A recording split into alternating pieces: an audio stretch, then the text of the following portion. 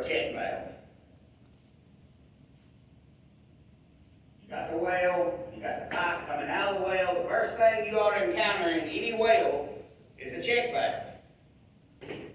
Why is that important? Contamination.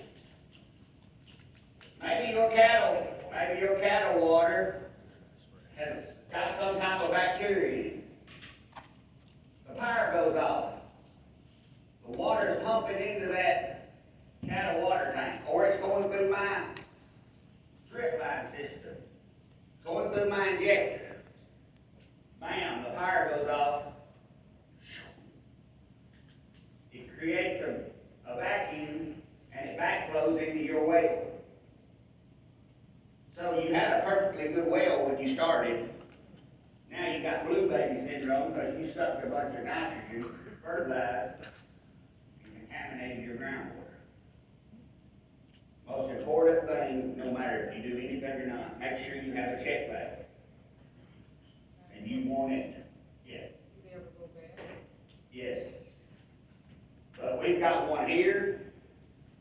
There's also another one at the well. So it's coming out of the well, there's one, then there's one here. The efficiency on these is pretty good, but I don't trust just one. So I want that one at the well, and I want one somewhere in my system. If I was filtering my water as it's coming in, I've got a check valve there. Then when I'm injecting nutrients, water-soluble fertilizer, I've got another one. Now this looks really complicated, but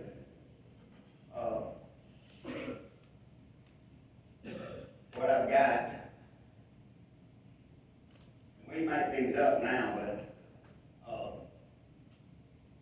okay, we got the water coming in, supplying it. It's coming through the check valve, backflow preventer. And if I'm watering the crop, I let it just go straight through. Down, and it goes into my supply line, and it runs down my road.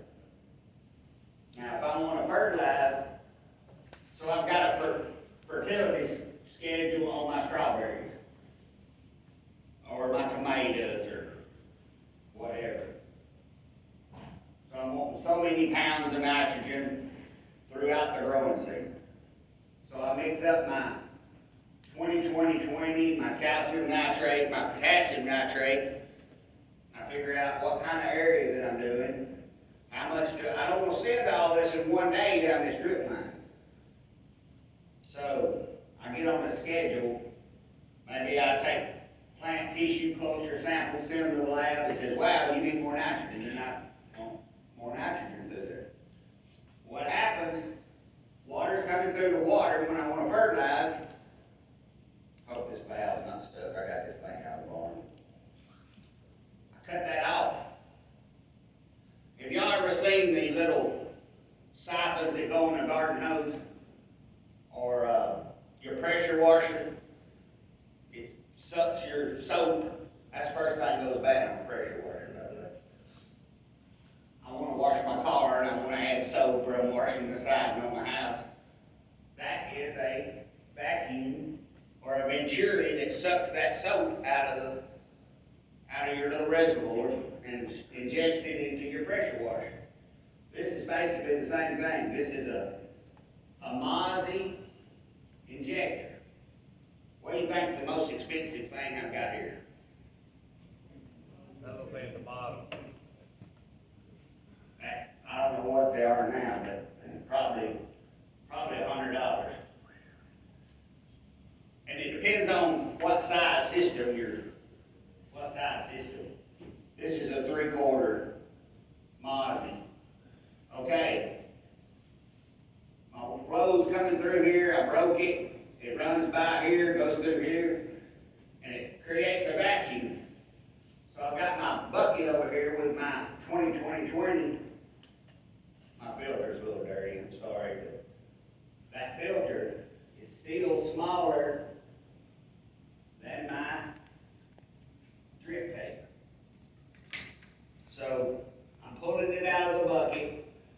sending all my nutrients through that supply line.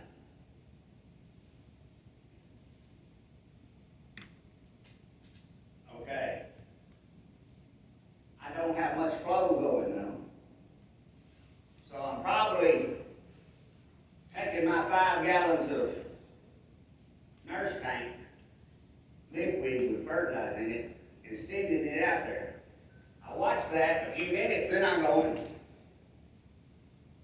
And it sends it down the lines. And sort of a bad term, but we call it bedwetting. Sounds like when you were a kid, something happened. But, this bedwetting is one of the most important things. You want that bed, run it a while, get it wet, then send your fertilizer downstream, then wet it again. Now that way, it gets into the root system. But when you do this, you got to remember, you probably don't have your 8 to 10 psi going downstream. So all that nutrients is trapped in your line. So as soon as your bucket's empty or your supply tank, go and pop it back open.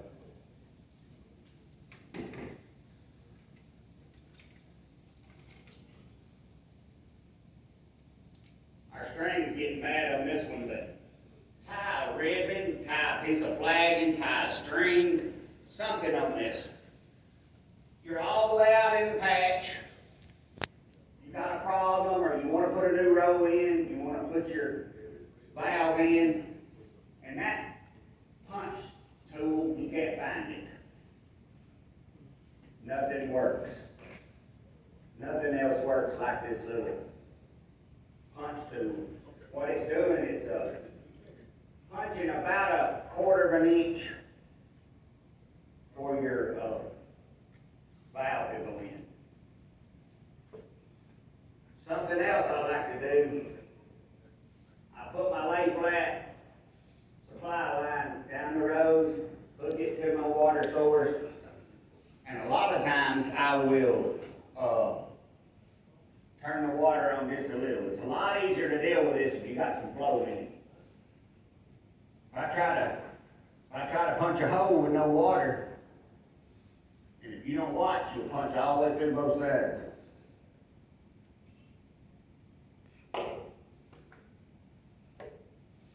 But what that does, then I've got a little water coming out and I can pop that in. All this stuff's pretty forgiving, especially if you got goof plugs. Another thing, you got your beds out there and you turn the water on, and you need to walk out through there and listen.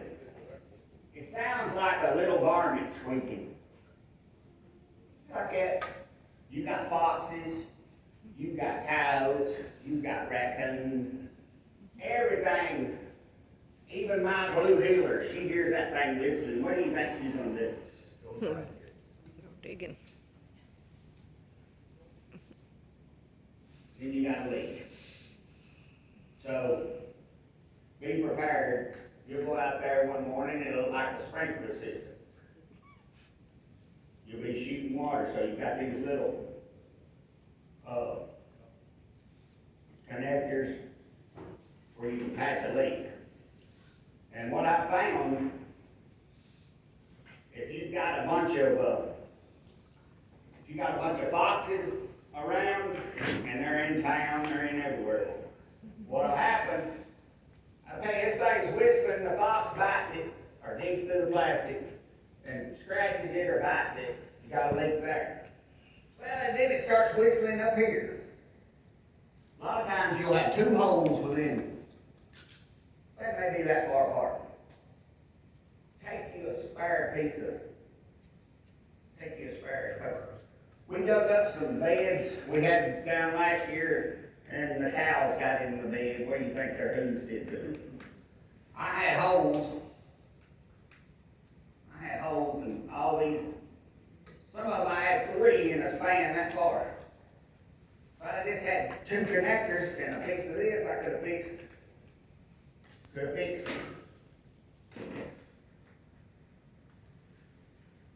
We talked about water source. The cleaner the water you start with, the better. So, when you lay this out, y'all's got a white line on it. That goes up. Everybody thinks, well, that line, my emitter ought to go down. What happens if you plug one of those holes with a little piece of grit? You got a foot, you may have 2 feet, or if you run dirt in there, you're hooking it up, you get mud in your line.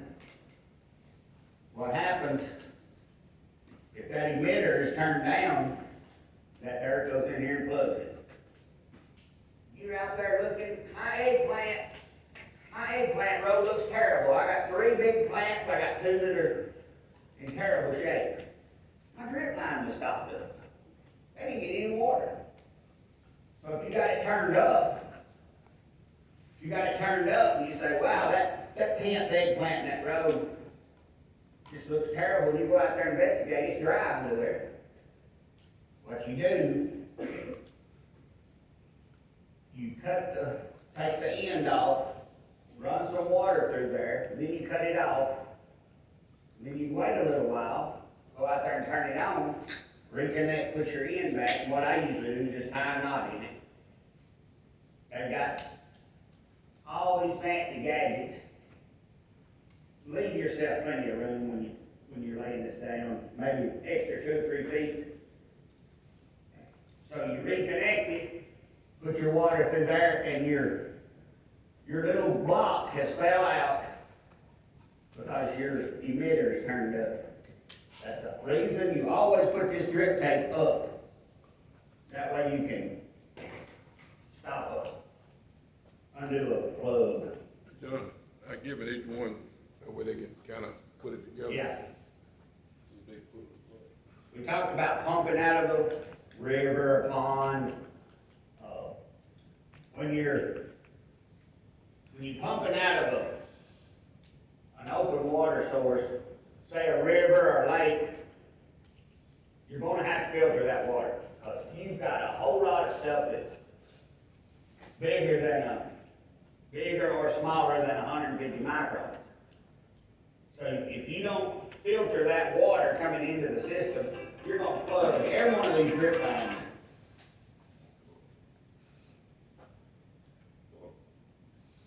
We talked about this is really micro irrigation. So we're not going to waste a lot of water. We have certain situations, we planted some new trees in the yard, maybe we want a soaker hose, but we're not going to walk off and leave no soaker hose. You got that soaker hose out there and something happens to it, blows up, you may waste thousands of gallons of water while you're at work. I can turn this on, and I'm not going to water in 20 minutes, I'm not going to water in 30 minutes, I'm going to water in hours. So, like tomatoes. What causes more problems on tomatoes? You got these beautiful tomatoes. And it's been dry for a week, and they're about ready to pick. You're at work and you get a 2-inch rain. You get home at 5, 6 o'clock, you go out, I'm going to pick tomatoes. They're busted. Why are they busted? The water in that plant. I water tomatoes about every day or every other day. I go out there whether it's rain, my fruit's starting to get size on it, I go out there and water 2 or 3 times a week, minimum. When they start getting that fruit on them, I may water them every day. I may water morning and night just to keep the water level in that plant the same. That way, fruit quality, vegetable quality, all that's improved.